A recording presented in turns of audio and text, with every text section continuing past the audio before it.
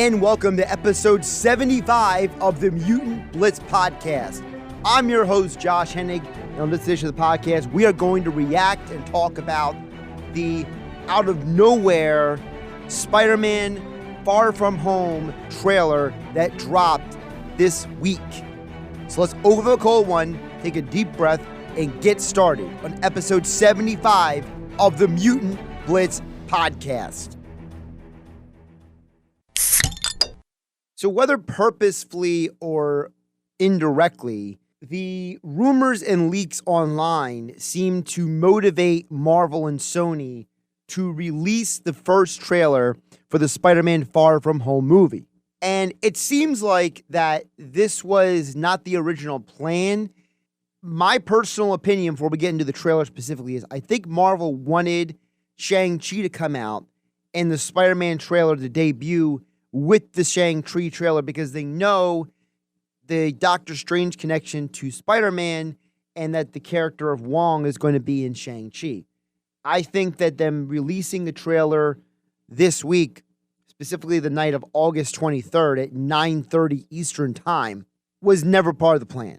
So I think that what is contained in the trailer has to be taken with a little bit of measure, because I see a lot of strange reactions going on online right now. And while some of them I think are very accurate, I think others of them are completely off base. So let's break down the trailer.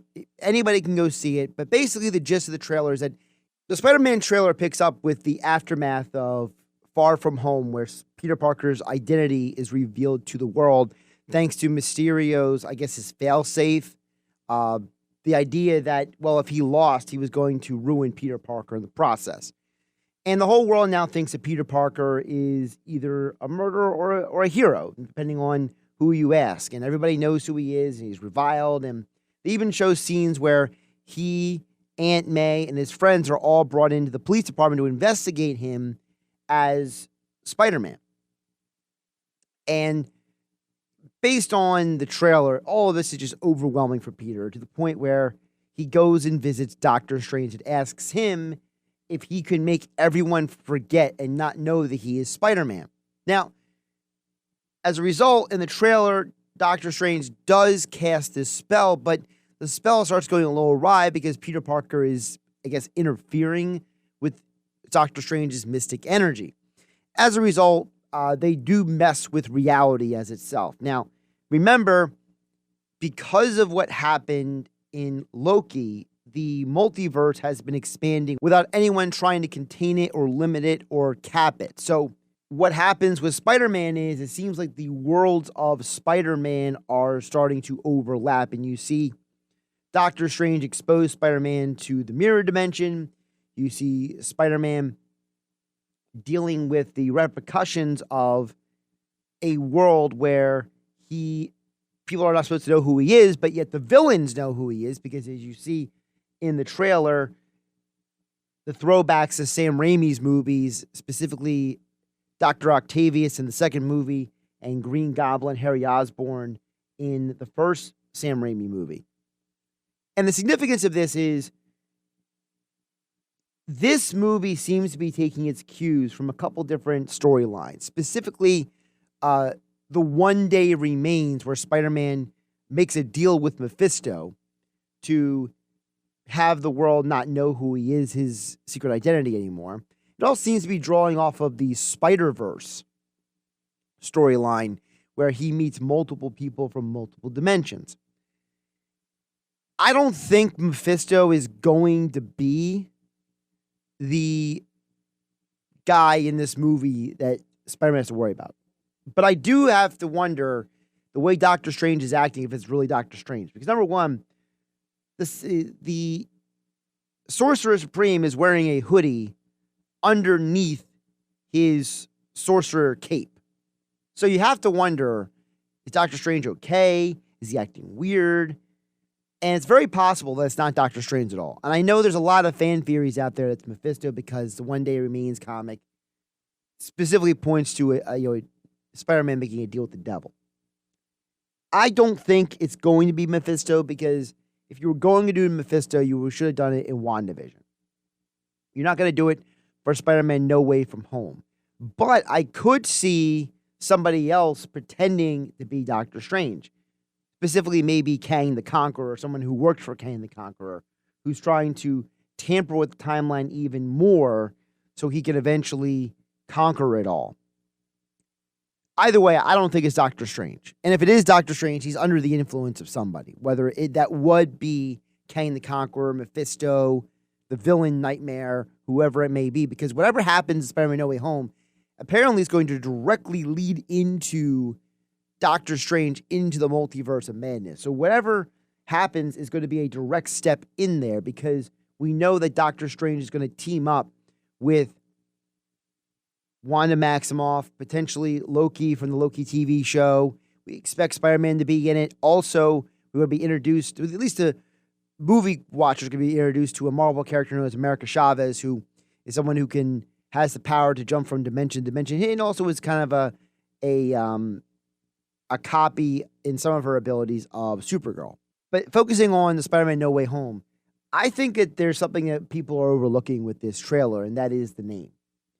Remember, the first Spider-Man movie was Homecoming, and it was kind of a play on the idea that, the character of Spider-Man is returning to the Marvel Universe after his time with Sony.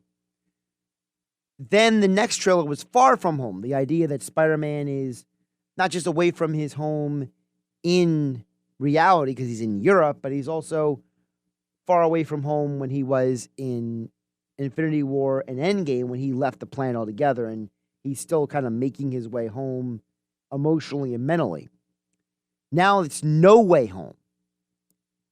This may be the last Spider-Man movie with Peter Parker in the Marvel Cinematic Universe. This might be the way that they set up that he never returns.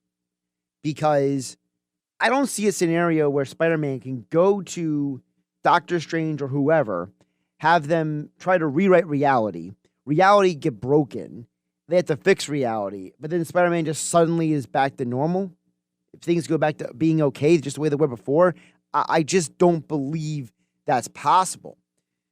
There's also speculation that the latest Sony Disney Marvel deal, part of that deal has to do with the fact that Spider-Man is actually the version of Peter Parker that is Tom Holland is eventually going to be going to the Sony studios full time. And that Venom being a alternate reality to the other Spider-Man movies, and Tom Holland now running through the multiverse in Spider-Man No Way Home, the idea being that Spider-Man is now going to show up in Venom movies, and he's going to be in the Morbius movie, and he's going to be in all these other films, and that they are eventually building toward Tom Holland being some part of the Sony universe, because Sony wants to parlay Spider-Man's success in the MCU into their own Sony Spider-Verse that they have going on with all of their movie projects, which are extensive. So as a result, I think that part of this movie is going to definitely play on the idea that Spider-Man is not coming home to Marvel, that his time in Marvel is either coming to an end or will be coming to an end soon. Because there's also a speculation out there that part of the deal was that they're going to bring an entirely new Spider-Man into the Marvel Cinematic Universe once they are done with the end of the multiverse. And we saw this in Marvel Comics when Marvel basically crushed and destroyed and merged their multiverse, that another Spider-Man became one of the primary Spider-Men of the main Marvel continuity in comics, that being Miles Morales. The Spider-Man that I said a very long time ago they should have made the Spider-Man of the MCU anyway, because there have already been too many Peter Parkers.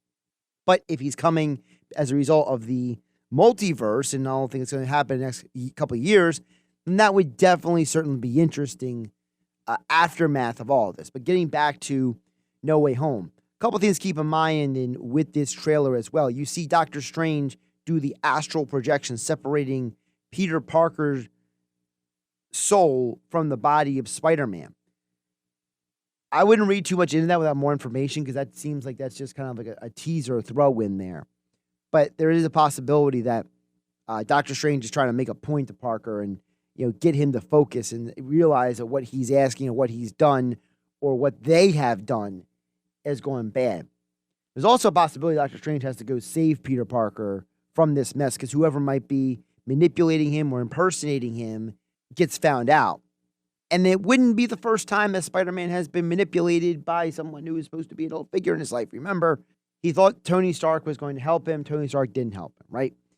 He runs into Vulture, who ends up being the girl that he likes' dad. Remember that? Toombs, Vulture, ends up being her dad. Also, Mysterio, he thinks is his friend and his mentor. He ends up becoming the villain. And Spider-Man had no idea that Nick Fury was actually a Skrull. No spider sense for that, Peter Parker? A little strange. So this might be another scenario where someone is manipulating him and deceiving him, and it's all some sort of ruse to try to mess with him and trick him, and now he has to deal with the aftermath of having reality warped. And as you saw in the trailer, very cool moment, you see Alfred Molina's Dr. Octopus basically looks like he's going to have a showdown with the MCU version of Peter Parker. Also, remember we saw Yellow Lightning in the trailer. I think we're going to have a different version of Max Dillon's Electro, not the Andrew Garfield version that was in Spider-Man 2 that was blue. This is going to be yellow. There's a lot of speculation that we could see William Dafoe in this movie reprising his role as the Green Goblin / Norman Osborn. And there's been a lot of speculation that eventually Marvel wants to have a Norman Osborn character in the MCU. So whether it's him or somebody else, we could see that character showing up. I think ultimately you can't take too much from the teaser trailer, except for the fact that we know that Spider-Man is going to have a major showdown with the villains at the end of the movie. And it's going to be multiple villains. And whether it's just him by himself, him with Doctor Strange, him with the other two Spider-Men, because we know that the expectation is that Tobey Maguire and Andrew Garfield are going to appear in this movie as their versions of Peter Parker in some capacity or another.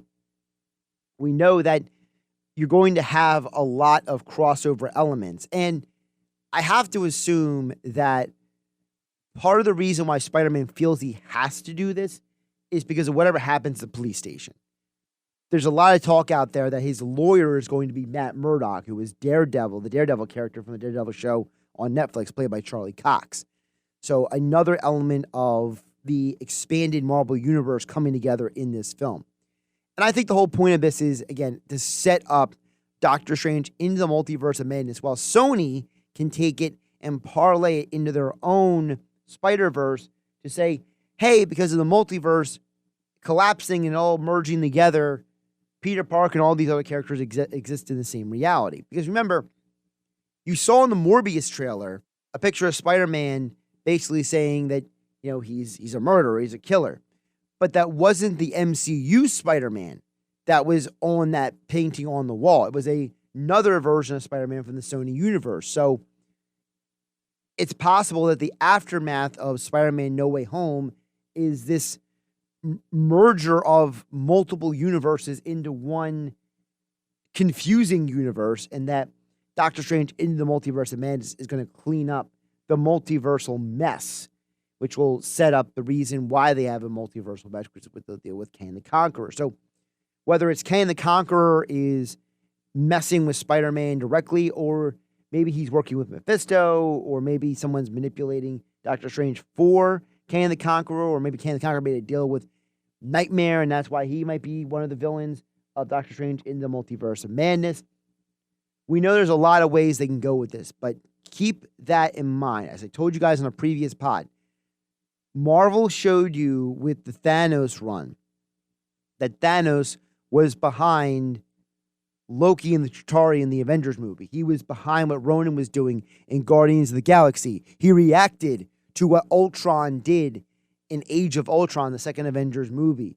That Thanos has his hands throughout all these different movies in some way or another. And of course, we kept seeing another Infinity Stone and another Infinity Stone and another Infinity Stone showing up in all these different films. So as a result, don't be surprised if this has some connection to Kang the Conqueror and some threading from WandaVision to Loki to this being the lead up for the Doctor Strange film. Like I said, Doctor Strange is acting very weird in this film. couple of things I wanted to point out before we wrap this up that I noticed in the trailer. Notice that Alfred Molina's character does not look exactly the same as the Dr. Octavius, who is in the Spider-Man 2 movie. Different haircut, different look in the face. And it's not just because he's an older man now. I think this movie is not going to have the exact characters from the original films. That's why, for example, Electro's lightning is different. That's why we expect to see Sandman in this movie. These villains are going to be different variants. There's that word from Loki, variants of what we originally saw. Because they mess with reality, reality is now collapsing on top of each other. And they created an entirely different timeline because the spell didn't go properly. And as a result, I genuinely think that this is going to be a movie that is not going to have a happy ending. You know, you don't call a movie No Way Home and then have a happily ever after, per se. It may be very possible there's going to be a cliffhanger at the end of this movie, like I said, for Doctor Strange Into the Multiverse of Madness, which is going to come out just a few months after Spider-Man No Way Home. By the way, I also noticed in the trailer I said coming this Christmas. That means they moved the movie date. It was supposed to be the beginning of December was the original idea. Now it's barely going to be a release around Christmas. I think it's something to remind you as well, because obviously a lot of these theater companies and production releases are changing their dates because of concerns about fans going to theaters to watch these films. Notice how Shang-Chi keeps insisting on in their trailer, only in theaters. Like he mentioned that again and again. You're going to see that moving forward, that because of the Scarlett Johansson lawsuit, that Marvel now is going to have to, because of all their current contracts, going to have to emphasize it's in theaters after the Disney debacle with Scarlett Johansson that is now going to court, which is going to be very interesting because, remember, anytime you go to court, what's revealed in court becomes public information. And does Disney and Marvel try to settle this case and not let it go too far in the court system because they don't want certain things to come to light? Because we know Marvel and Disney are famous or infamous for keeping certain things a secret. As with Marvel, it's because they want a lot of surprises when you go see the movie. With Disney, it's because they don't really like proprietary information out there, as they call it. So those are some things to keep an eye on as a result of this trailer. But again, I think that this is going to be a bit more of a somber film when it comes to Spider-Man movies, because when you call a movie No Way From Home, and the expectation is that Tom Holland is leaving the MCU, don't be surprised if this is the final hurrah for Spider-Man in the Marvel Cinematic Universe. And then don't be surprised as well if we see Miles Morales and then Sony takes Tom Holland's character of Spider-Man and brings him into the Sonyverse as a result of these multiversal issues that happen. Thanks for listening to this edition of the Mutant Blitz Podcast. Make sure you hit the like button, subscribe, download, share with your friends as we talk about everything involving Marvel and DC Comics, movies, TV shows, and films. Also, if you want more thoughts on Spider-Man, I did a podcast last year about Spider-Man where I ranked all the Spider-Man movies. That would be Mutant Blitz Podcast episode 60 back in April of 2020. So I suggest you go check that out for more information on the previous Spider-Man movies and their relation to the current upcoming Spider-Man No Way From Home. I'm Josh Hennig. Follow me on Twitter at Josh Hennig. And thanks for listening to this edition of the Mutant Blitz Podcast. I'll catch you next time.